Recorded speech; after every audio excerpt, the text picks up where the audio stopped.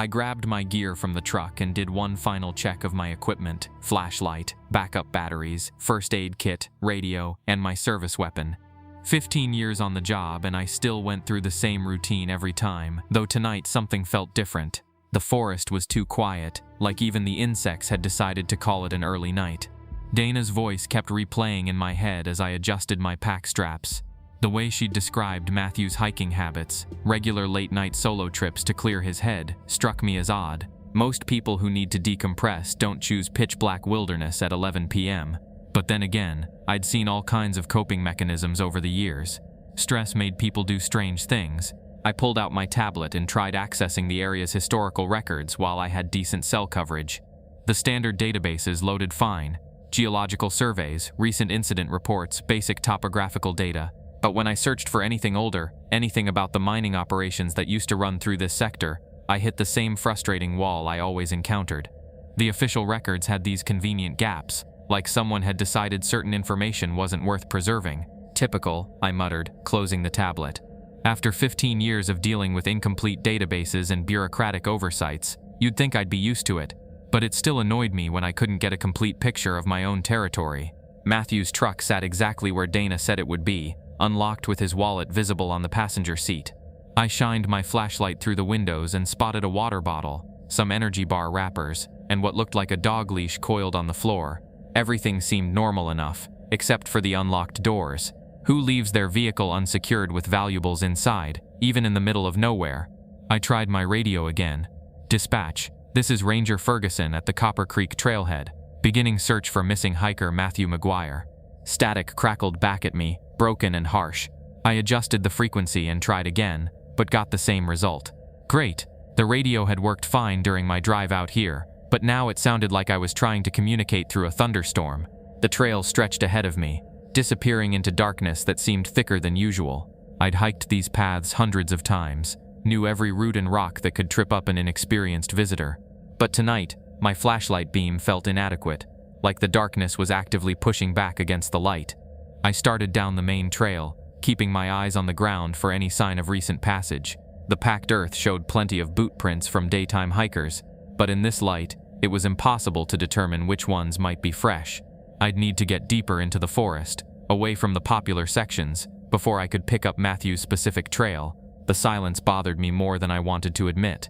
October nights in this forest were usually alive with sound: owls calling to each other, small animals rustling through the underbrush, the distant crack of settling trees. Tonight I heard nothing except my own footsteps and the occasional pop of my gear shifting in my pack. I paused after about 10 minutes and tried the radio again. Same static, maybe worse. My cell phone showed no signal, which wasn't unusual this deep in the forest, but the timing felt wrong. Everything felt wrong. "Come on, Ferguson," I said aloud, just to break the oppressive quiet. "You've done this 1,000 times. Guy goes for a hike, gets turned around in the dark, probably sitting by a creek somewhere waiting for sunrise." But even as I said it, I didn't believe it. Matthew's wife had described him as an experienced hiker who knew these trails well, and there was something about Dana's voice on the phone, a note of genuine fear that went beyond normal worry about a late spouse. I kept walking, sweeping my flashlight back and forth across the trail.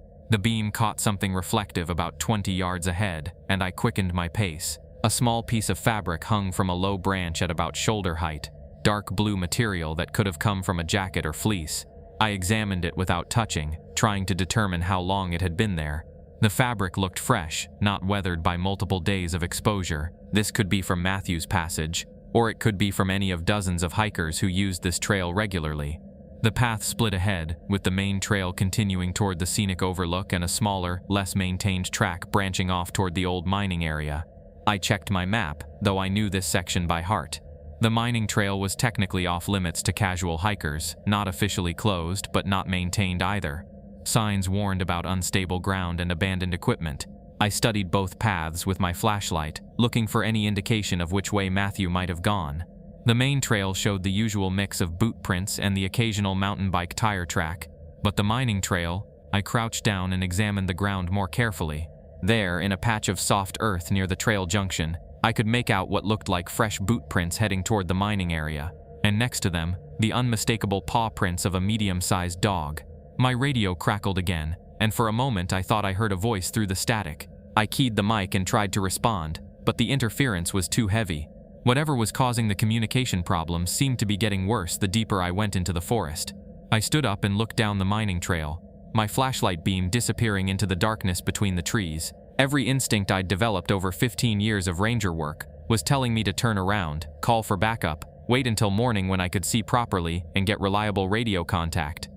But Dana's voice echoed in my memory, the desperation and fear that had cut through her attempt to stay calm. Her husband was out here somewhere, possibly injured, definitely lost. I couldn't just walk away because I had a bad feeling about the night. I adjusted my pack and started down the mining trail, following the boot prints and paw prints that led away from safety and deeper into the part of the forest that always made me uncomfortable. The darkness seemed to close in around me as I walked, and my flashlight beam felt smaller and more fragile with each step. Behind me, the main trail disappeared into shadow.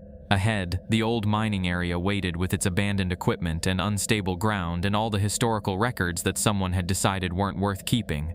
I kept walking, following the tracks toward whatever had drawn Matthew McGuire away from the safe, well-marked trail and into the part of the forest that even experienced rangers approached with caution. The boot prints led me away from the main trail and deeper into territory I'd always marked as problematic on my mental maps.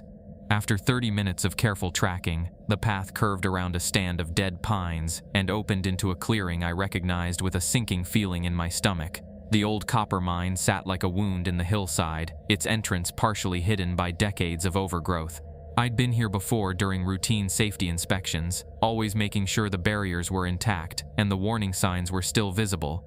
The mine had been sealed since the 70s after a series of accidents that made continued operation too expensive for the mining company. But the metal barriers that should have blocked the entrance were gone, not removed, torn apart. Twisted pieces of steel lay scattered around the opening like someone had ripped through them with heavy machinery, except the edges weren't clean cuts or bolt breaks. They were jagged, torn, with gouges that looked almost like claw marks if you let your imagination run wild. I approached the entrance slowly, my flashlight beam dancing across the destruction. The boot prints I'd been following led straight through the gap in the barriers and disappeared into the darkness beyond. Next to them, the dog tracks were clearer now in the soft earth. Medium-sized paws with what looked like unusually long claw marks extending from each toe. "What the hell were you thinking, Matthew?" I muttered, though I kept my voice low. Something about this place made me reluctant to make noise. I tried my radio again, more out of habit than hope. The static was worse here, almost aggressive in its intensity. My cell phone was completely dead. Not just no signal, but the screen wouldn't even light up when I pressed the power button. The thing had been working fine an hour ago. From somewhere deep in the mine, I heard barking. The sound echoed off the tunnel walls, distorted and hollow, but definitely canine. It came in short, sharp bursts, like a dog trying to get someone's attention, or calling for help. I pulled out my service weapon and checked the chamber, though I wasn't sure what I thought I might need to shoot. The barking continued, seeming to come from far underground. If Matthew's dog had gotten trapped down there, that would explain why Matthew had gone into the mine despite the obvious danger. The entrance yawned in front of me, a perfect circle of blackness that my flashlight couldn't fully penetrate.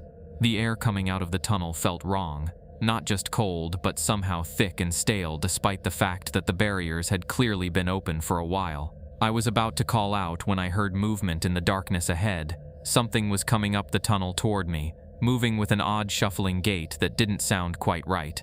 A dog emerged from the shadows, medium-sized with brown and white markings that probably matched the description Dana would have given me if I'd thought to ask. It had to be Matthew's pet, but something was wrong with the animal. It moved like it was drunk or injured, with jerky, uncoordinated steps that made it look like a puppet being controlled by someone who'd never operated a puppet before. Its head tilted at an angle that seemed too extreme, and when my flashlight beam hit its eyes, they reflected back with an unnatural green glow that made my skin crawl. "Easy, boy," I said softly, keeping my weapon lowered but ready. "Where's your owner? Where's Matthew?" The dog stopped about 10 feet away and stared at me with those wrong-colored eyes. Its mouth hung open, tongue lolling out, but it wasn't panting. The tongue looked gray in my flashlight beam, and I realized I couldn't see the animal's breath despite the cold air. For a long moment, we just looked at each other. The dog's fur was matted and dirty, with patches that seemed to be falling out entirely. Underneath, its skin had a grayish pallor that reminded me of something dead. Then it lunged at me with a speed that defied everything I knew about animal behavior. I barely had time to bring my arm up before the thing hit me, its teeth sinking into my forearm right through my jacket sleeve. The bite felt like ice water injected directly into my bloodstream. Not just cold, but wrong in a way that made my entire arm go numb instantly. I tried to shake it off, but the dog's jaws were locked around my arm with inhuman strength. Its eyes never blinked, never showed any of the wild panic you'd expect from a frightened animal. They just stared at me with that green glow while it tried to tear my arm apart. I managed to get my weapon up with my free hand and pressed the barrel against the animal's ribs. "I'm sorry," I whispered, though I wasn't sure why I was apologizing to something that was clearly trying to kill me. The gunshot echoed through the clearing like thunder. The dog released my arm immediately and dropped to the ground, motionless. I stumbled backward, clutching my bleeding forearm and staring at the animal's body. The bite wounds throbbed with that same ice-cold sensation, and I could feel blood soaking through my sleeve. But what bothered me more than the pain was the way the dog had just stopped. No death throes, no final movements. 1 second it was trying to tear my arm off, the next it was completely still. I knelt down beside it, keeping my distance but close enough to see details in my flashlight beam. The patches of missing fur were more extensive than I'd realized, revealing skin that was definitely gray and had an odd waxy texture. The eyes that had glowed green were now just black, empty holes that reflected nothing. From deep in the mine, I heard a voice calling, "Help, please, someone help me." It was definitely human, definitely male, and definitely coming from somewhere far underground. The voice was weak but clear, echoing up through the tunnels with a desperation that cut through my shock and confusion. "Matthew?" I called back, though my voice came out as more of a croak. "Yes, oh God, yes, please help me, I'm trapped down here." I looked at the dead dog, then at my bleeding arm, then at the dark entrance to the mine. Every rational part of my brain was screaming at me to get back to my truck, drive to the nearest hospital, and call for a proper search and rescue team with equipment and backup and people who knew what they were doing. But Matthew's voice echoed up from the darkness again, weaker this time, and I knew he might not have time for me to do the smart thing. I pulled out my first aid kit and wrapped my arm as best I could with one hand, trying to stop the bleeding and deal with the strange numbness that was spreading from the bite. The bandage helped with the blood, but the cold sensation seemed to be getting worse, creeping up toward my shoulder. "I'm coming down," I shouted into the mine. "Keep calling so I can find you." I checked my gear one more time. Flashlight, backup batteries, first aid kit, and my weapon, though I really hoped I wouldn't need it again. The radio was still useless, my phone was dead, and I was about to go underground where no one would be able to find me if something went wrong. But Matthew was down there, trapped and calling for help, and I was the only person who knew where he was. I stepped over the dog's body and walked into the mine, my flashlight beam swallowed by darkness that seemed to go on forever. Behind me, the entrance grew smaller and smaller until it was just a distant circle of gray light. Ahead of me, Matthew's voice called out again, and I followed it deeper into the earth. The temperature hit me like a wall the moment I stepped into the mine shaft. My breath started forming little clouds in my flashlight beam, which didn't make sense since it had been a mild October night outside.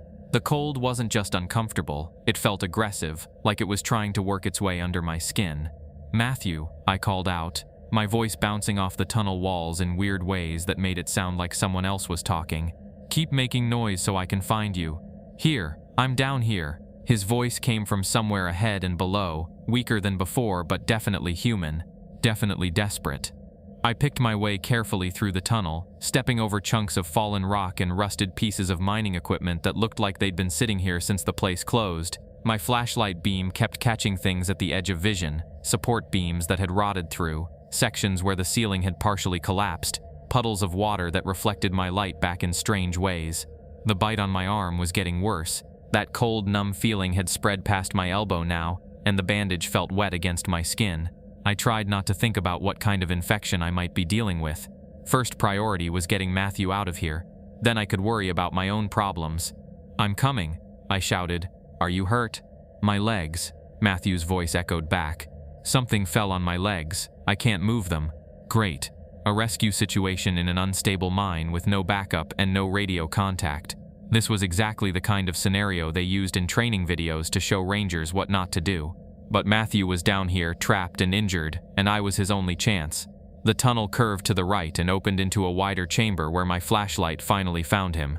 Matthew McGuire lay pinned beneath a massive wooden support beam that had fallen across his lower body. He was conscious, which was good, but something about the scene made my stomach clench with wrongness I couldn't immediately identify. "Thank God," he gasped when he saw my light. "I thought no one would find me." I approached carefully, checking the ceiling for more loose beams before kneeling beside him. "How long have you been trapped?" "Hours, since before midnight, I think." His voice had that same odd echo I'd noticed before, like it was coming from somewhere else and just using his mouth as a speaker. I shined my flashlight over his legs and immediately wished I hadn't. Both were bent at angles that made my own bones ache in sympathy. Definitely multiple fractures, probably compound breaks. The kind of injuries that should have had him unconscious from shock and pain. But Matthew was not only conscious, he was trying to crawl toward me. His arms pushed against the ground while his shattered legs dragged behind him, and I could hear the wet sound of bone grinding against bone with each movement. His skin had that same grayish color I'd seen on the dog, waxy and wrong in my flashlight beam. "Don't move," I said quickly. "You've got serious injuries. I need to figure out how to get this beam off you safely." "Just help me up," Matthew insisted, still trying to drag himself forward. "I need to get home to Dana. She's worried about me." The way he said Dana's name made something cold crawl up my spine that had nothing to do with the temperature in the mine.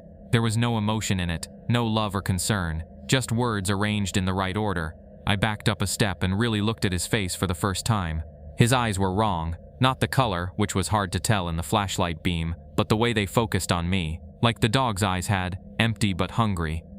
"Matthew, I'm going to get help," I said, trying to keep my voice steady. "There's a search and rescue team that can—" "No." His voice cracked like a whip, much stronger than it should have been for someone with his injuries.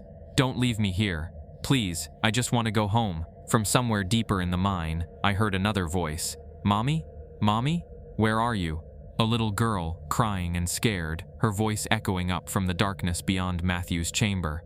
My heart clenched at the sound. Some child was lost down here too, probably had been for hours, but the voice was too clear, too perfect, like someone reading lines from a script about what a lost child should sound like. "Mommy? I'm scared. Please come find me." I looked at Matthew, who had stopped trying to crawl and was now just staring at me with those empty, hungry eyes. His mouth wasn't moving, but I could swear I saw the hint of a smile at the corners. "That's not a real kid," I whispered. "Help me get home to Dana," Matthew said again, in exactly the same tone as before, word for word identical, like a recording being played back.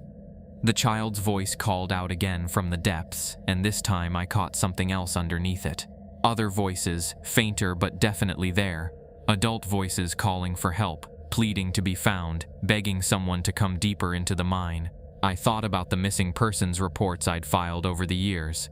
The hikers who'd vanished without a trace. The search teams that never found so much as a piece of clothing. The gaps in the historical records that someone had decided weren't worth preserving. Matthew's broken body started dragging itself toward me again, bones snapping and grinding with each movement, and I finally understood what I was looking at.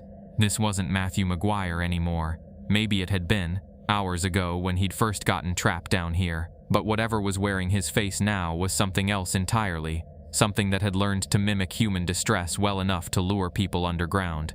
"I'm sorry," I said, backing toward the tunnel entrance. "Don't leave me," the thing that looked like Matthew called after me, its voice shifting between his normal tone and something else, something that sounded like it was coming from much deeper in the mine. "Dana needs me. She's waiting for me." I turned and ran. Behind me, I could hear Matthew's broken body dragging itself across the stone floor, accompanied by the wet sounds of shattered bones and torn flesh. The child's voice called out again, joined by others, men and women pleading for rescue, promising they were almost free, begging me not to abandon them in the darkness, all of them perfectly crafted to make me stop, turn around, go deeper into the mine where something was waiting to add my voice to its collection. I ran toward the distant circle of gray light that marked the entrance, my flashlight beam bouncing wildly as my feet found purchase on loose rock and debris. The voices followed me, getting louder and more desperate, until they merged into a chorus of human misery that echoed off the tunnel walls. The numbness from the dog bite had spread to my shoulder now, and my arm felt like it belonged to someone else. But I kept running, because whatever was happening in this mine was so far beyond my ability to handle that my only choice was to get out and pray that someone would believe me when I tried to explain it. The entrance grew larger as I approached, and I burst out of the mine into the cold October air like a drowning man breaking the surface of a lake. Behind me, the voices continued calling from the darkness, but they were getting fainter now, losing their power in the open air. I didn't stop running until I reached my truck. I fumbled for my radio the second I reached the truck, my hands shaking so badly I could barely work the controls. The static that had been plaguing me all night was gone. Crystal clear reception like nothing had ever been wrong. Dispatch, this is Ranger Ferguson at Copper Creek. I need immediate search and rescue backup at the old copper mine. We have a potential cave-in with casualties trapped underground. The response came back fast and professional. Copy that, Ferguson. S&R is en route. ETA 40 minutes. Are you injured? I looked down at my bandaged arm, blood seeping through the white gauze. Minor injuries. The priority is getting equipment down into that mine. Understood. Stay at your current position and wait for backup. 40 minutes felt like 40 hours.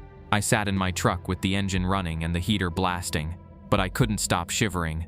Every few minutes I'd glance toward the mine entrance, half expecting to see something crawling out of that darkness.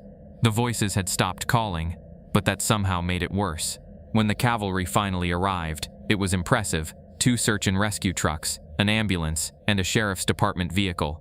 Professional people with professional equipment who knew how to handle underground emergencies. For the first time since I'd entered that mine, I felt like maybe this situation could be fixed. The paramedic who treated my arm was a young black woman named Sophia Burgess. She had gentle hands and asked good questions while she cleaned the bite wound. "This is from a dog?" she asked, examining the puncture marks. "Yeah, medium-sized, brown and white markings. It was acting strange, aggressive." "Where's the animal now?" I hesitated. "I had to shoot it.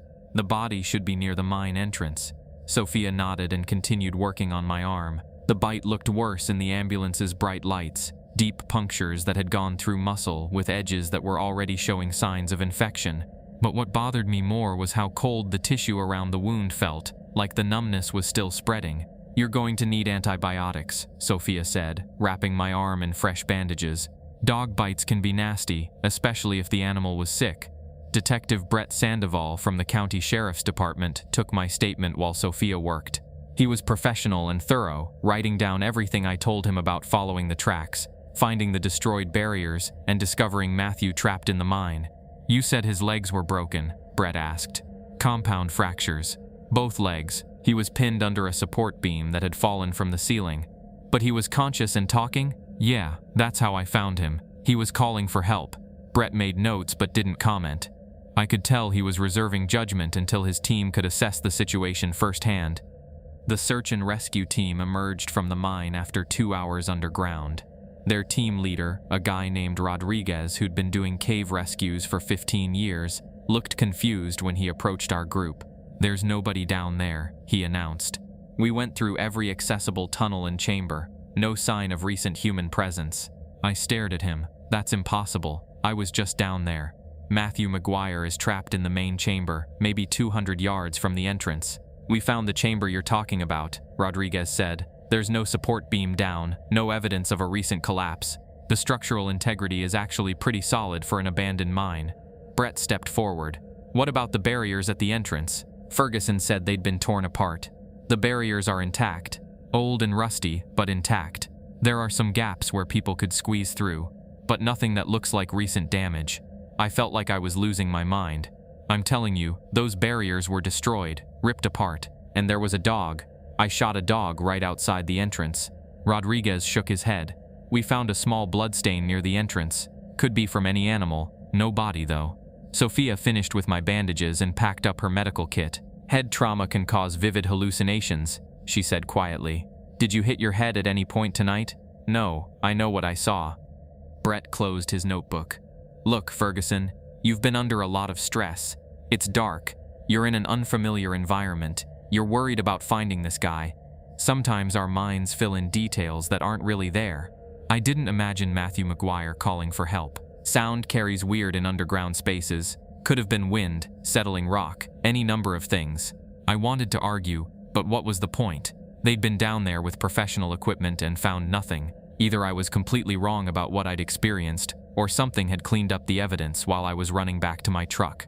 The search team spent another hour documenting the scene and taking photographs. They found the boot prints I'd followed, but Rodriguez said they could have been made by any hiker over the past few days. The dog tracks I'd seen so clearly were gone, erased by the search team's own footprints. By dawn, the official conclusion was that I'd accidentally shot a wild dog, and that Matthew McGuire remained missing, probably having left the area on foot. The mine was declared structurally sound and not connected to his disappearance. I had to call Dana from the hospital while Sophia was getting my antibiotic prescription filled. The conversation went about as well as I'd expected. "You found him." Her voice was bright with hope. "Dana, I need to explain what happened. Is he hurt? Which hospital?" "He's not. Dana, I couldn't get him out. The situation was more complicated then." The hope died in her voice instantly. "What do you mean you couldn't get him out?" I tried to explain about the mine, the structural problems, the need for professional equipment. I didn't mention the other details, the wrongness I'd sensed, the voices calling from deeper underground, the way Matthew's broken body had tried to crawl toward me. She wouldn't have believed those parts anyway. "You're lying," she said when I finished. "You didn't even try to help him. Dana, I did everything I could. You left my husband to die in that mine because you were scared. You're a coward and a liar." She hung up before I could respond. 3 days later, I got the call from my supervisor. Suspension pending psychological evaluation, effective immediately. I was required to surrender my service weapon and stay away from the forest until the department could determine my fitness for duty. "It's just a precaution," my supervisor explained. "After what you've been through, we want to make sure you're okay before putting you back in the field." But I could hear the doubt in his voice. The official report made it sound like I'd had some kind of breakdown, shooting at shadows and imagining rescue scenarios that never happened. My 15 years of solid service didn't count for much against the possibility that I'd lost my grip on reality. I cleaned out my desk on a Thursday morning when most of the other rangers were out on patrol. While I was packing my personal items, I decided to do something I'd been putting off for years: dig into the historical records for my sector, including the old mining areas. What I found in the archived files made my blood run cold. 17 unexplained disappearances over the past 40 years, all in the same general area as the copper mine. Hikers, campers, even a few hunters who'd simply vanished without a trace. The files were scattered across different years and different filing systems, which explained why I'd never noticed the pattern before, but someone had noticed. Each file contained a note recommending that the mining area be declared off-limits to civilian access. Each recommendation had been denied or ignored by higher-ups in the department. The most recent disappearance before Matthew had been 8 months ago. A college student named Jennifer Walsh who'd been hiking alone. Her car was found at the Copper Creek trailhead, just like Matthew's truck. The search had lasted 3 days before being called off due to lack of evidence. I sat in my empty office, staring at 17 files that represented 17 people who'd walked into my forest and never walked out. 17 families who'd been told their loved ones had probably just gotten lost or decided to start new lives somewhere else. 17 voices that might now be calling from the darkness underground, perfectly mimicking human distress to lure the next victim deeper into the mine. I gathered up the files and walked out of the ranger station for what I knew would be the last time. The psychological evaluation was just a formality. There was no way I was coming back to work after what I'd learned. The department either couldn't see the pattern or didn't want to see it, which meant I was on my own. As I drove away from the station, I passed the turnoff for Copper Creek. The road looked innocent enough in the afternoon sunlight, just another hiking trail in a beautiful forest that people visited to escape the stress of their daily lives. But I knew what was waiting in the darkness beneath the trees, something that had been hunting for 40 years, collecting voices and faces, growing stronger with each person who disappeared into the mine. And now it had Matthew McGuire's voice to add to its collection.